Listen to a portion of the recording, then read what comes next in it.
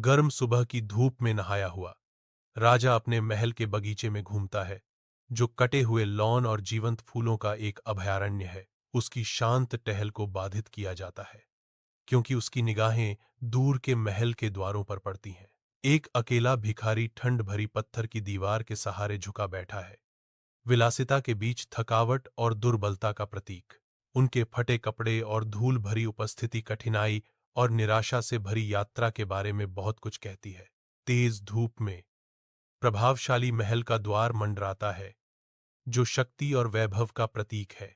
राजा, राजसी और चौकस प्रवेश द्वार के पास बैठे एक अकेले भिखारी के पास जाता है। राजा की आवाज सुबह की हवा में गूंजती है, जिज्ञासा से भरी एक सवाल, तुम यहां क्यों बैठे हो? भिखारी ऊपर देखता है, उसकी आंखें दुहक से भरी हुई हैं, और वह निराशा से जवाब देता है, मैं तो बस एक गरीब आत्मा हूं महाराज। भिखारी जारी रखता है।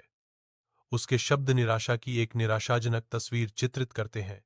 क्रूर भाग्य से बेघर और दरिद्र हो गया। राजा ध्यान से सुनता है, भिखारी की दुर्दशा पर सहानुभूति के साथ उसका भाव बदलता है। भव्य महल में राजा अपने सिंहासन पर बैठते हैं। उनकी उपस्थिति प्रभावशाली है। एक व्यापक इशारे के साथ वह फुसफुसाते दरबारियों को शांत करता है। उसका अधिकार पूर्ण है। उसकी आवाज पूरे हॉल में गूंजती है, फरमान जारी करती है, भिखारी को महल के खेतों में काम पर रखो।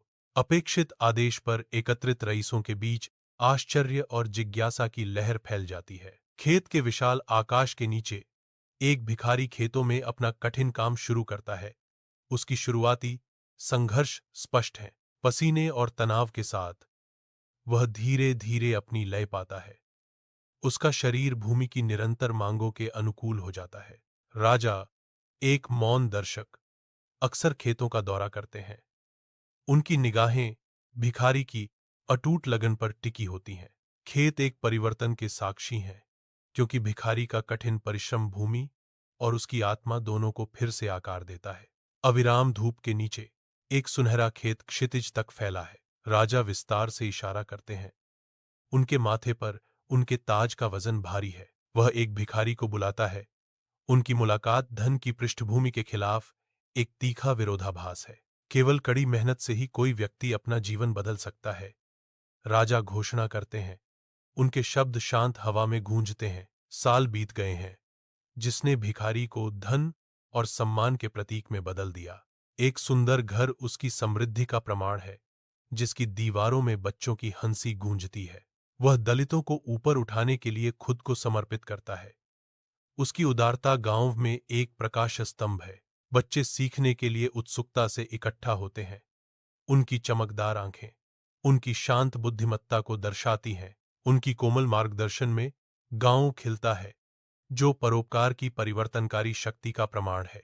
गांव फल फूल रहा है, जो उनके गहरे प्रभाव और शांत उदारता का प्रमाण है। तेज धूप में राजा गांव से गुजरता है। उसकी चौकस निगाहें एक भिखारी की ओर आकर्षित होती हैं। भिखारी का चेहरा खुशी से चमक रहा है, जो उसकी विनम्र परिवेश के विपरीत है। बादशाह को संतोष की लहर आती है, क्योंकि वह भिखारी को देखता है, जो अब आत्मनिर्भर है। राजा के अंदर गर्व बढ़ता है। उसने किसी की जिंदगी बेहतर बनाई है।